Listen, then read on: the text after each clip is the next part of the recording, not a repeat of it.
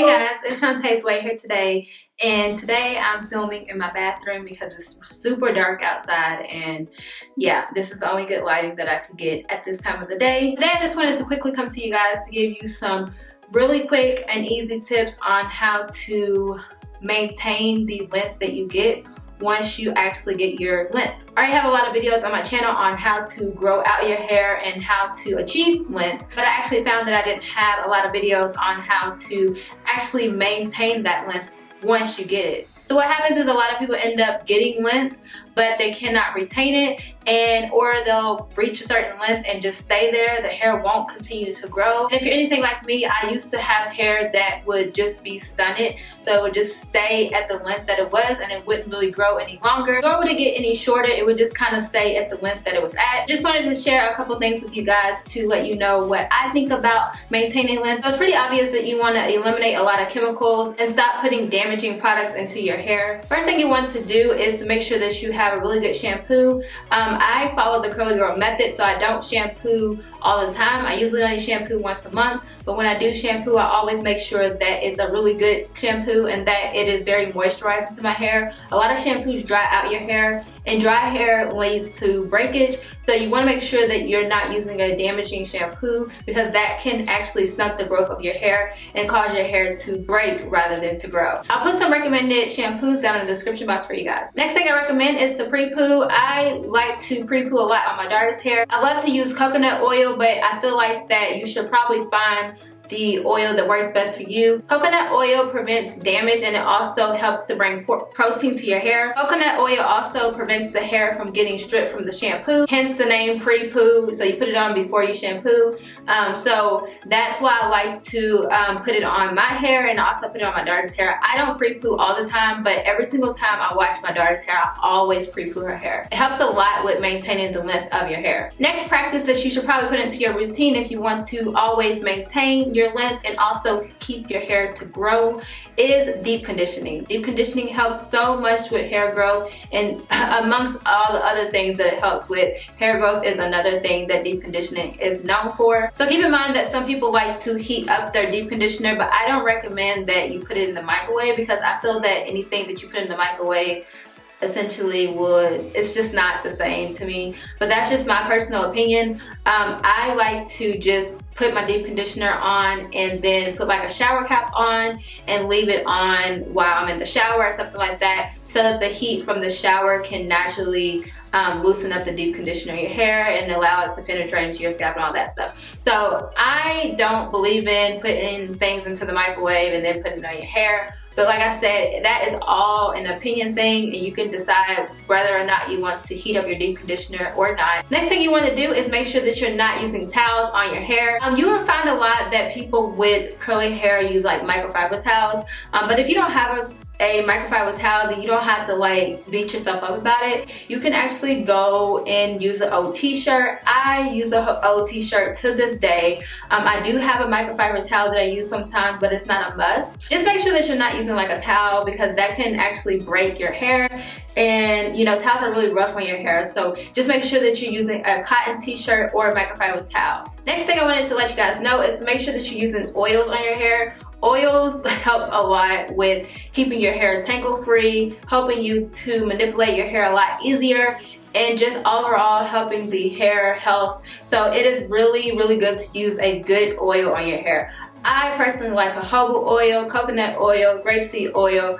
I can go on and on. Rosemary is one of my favorites. It's one of my favorites to add to like my products that I make. So you just have to kind of find out which oil you like and which oil your hair responds best to. This tip is kind of obvious, but you want to stop using a lot of heating tools on your hair. I know that some people have really long hair and they use a lot of heat on their hair, but it is damaging. I don't really care.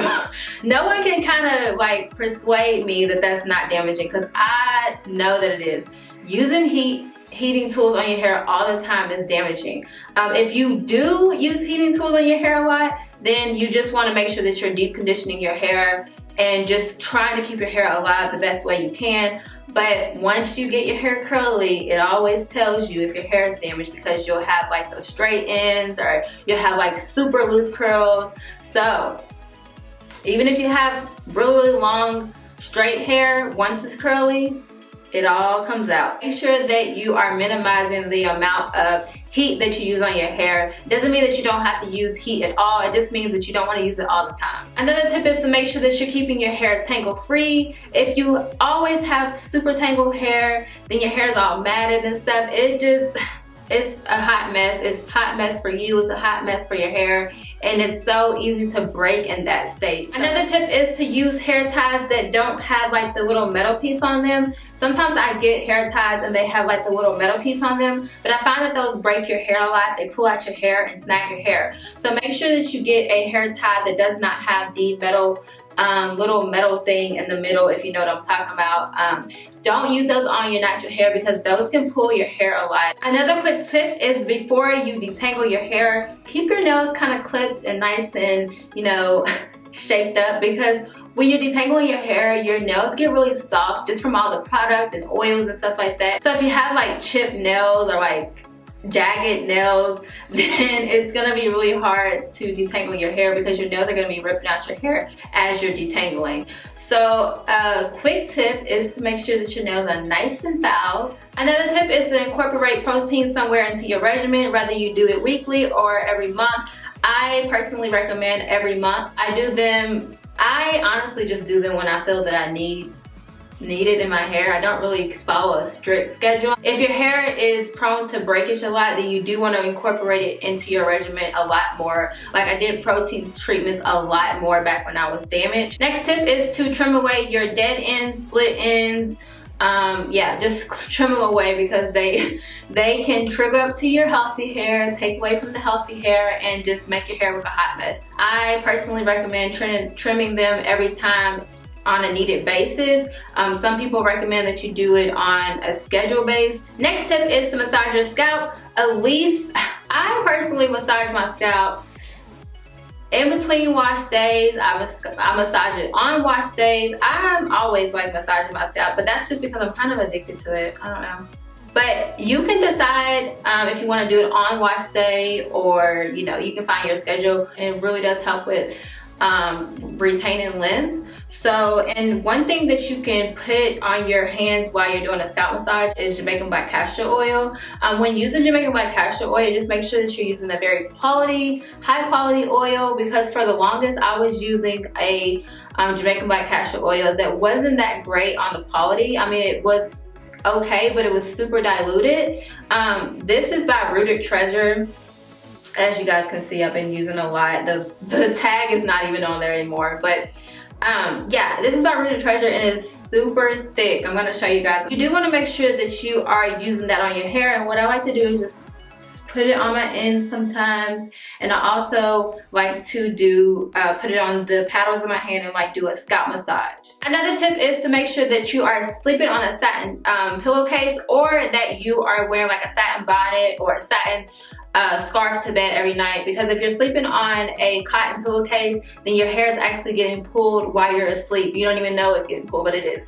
So make sure that you are using a satin pillowcase, satin bonnet, or a satin scarf so that you can actually retain the length and that your hair is not getting pulled while you're sleeping. Last tip is diet. I don't mention diet a lot in my little videos because a lot of people, you know, have their different opinions about diet. But I personally choose a plant-based diet lifestyle, and I personally think that if you eat clean and you keep your body healthy within, your body on the outside will reap the benefits. Moisturize your body from the inside out and it will start to show on the outside, and your hair will actually reap the benefits that you give the inside of your body, if that makes sense. If it's hard for you to keep a really clean diet, at least make sure that you are eating fruits and vegetables and drinking your water daily. So those are my quick tips on how to maintain length. Like I said, it's really hard to achieve length, so when you finally get it, you want to make sure that you are actually maintaining that length, or that your hair is actually growing longer and not staying at the same length for the longest time, because that can get really annoying. If you found this video helpful, please give it a thumbs up. Bye!